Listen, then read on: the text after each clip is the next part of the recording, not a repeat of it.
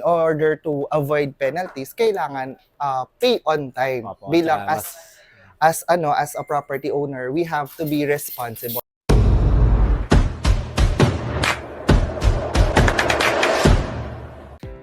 Hi future homeowners! Welcome back again to our YouTube channel here at Your Top Realtor. So for today's vlog, we will tackle what is real property tax. And together with me, I'm with Sir Rod de la Cruz. Rod de la Cruz. So nandito tayo ngayon sa Land Tax Division sa City of San Fernando. So Sir, let me ask you, what is real property tax ba talaga? Ito yung yearly natin na binabayaran. Ito yung tinatawag na milyar o buwis.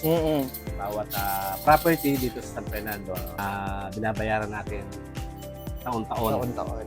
Yes. Yun ang milyar ang tawag doon. So for real those property tax. Yes, for those property owner na yun nga na nai-impose sa kanilang property na kailangan nilang bayaran. Bayaran siya. So, pagdating sa pagbabayad, sir, kailan naman pwedeng magbayad yung isang property owner? So actually, yearly, magbabayad tayo ng buwis.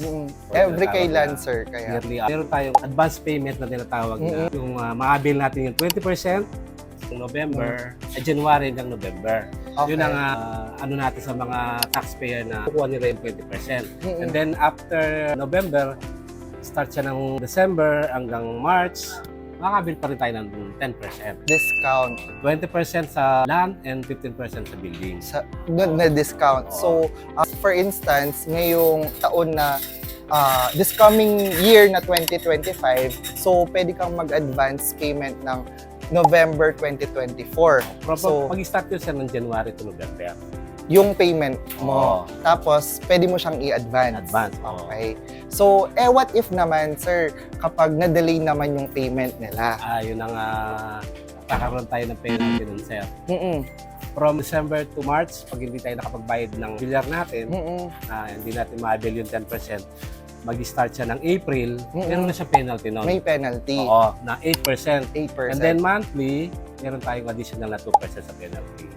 Okay. So, yun nga, in order to avoid penalties, kailangan pay on time. Opo, Bilang tsaka as a property owner, we have to be responsible. So, ano naman ba yung way na mag-compute natin ng real property tax? Okay, well, meron tayo based doon sa assessed value po ng property natin. Meron tayong, doon tayo nagbe-base Okay. according to sa assessed value ng Assessed property value. natin. Doon sa land, saka sa building.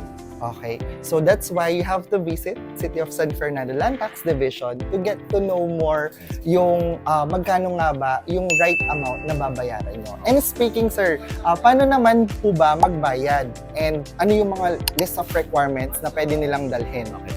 Yung nire-required po natin sa mga taxpayer natin, kahit na lang doon sa mga documents na dala nila, yung photocopy ng title, o yung resibo, last receipt, o kaya yung tax declaration ng property.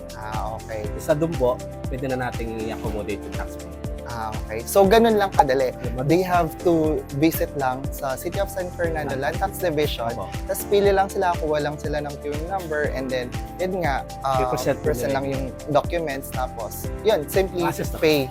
So, ayun, thank you so much, and I hope you've learned so much today. And, sir, thank you so much as well for sharing. And, pay on time to avoid penalties and get more discount with your real property tax payment. Bye for now.